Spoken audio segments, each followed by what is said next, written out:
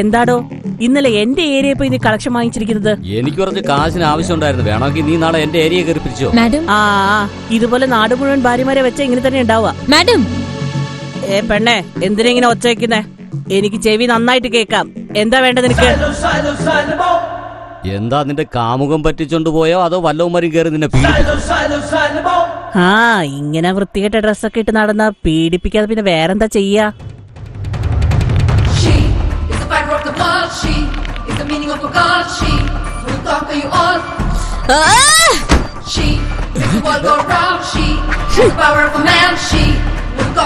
Kanchana, assistant superintendent of police.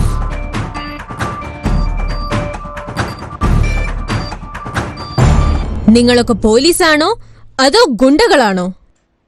ഒരു കൃത്യനിഷ്ഠയില്ല, ഒരു മര്യാദയില്ല, റെസ്പോൺസിബിലിറ്റീസും ഇല്ല.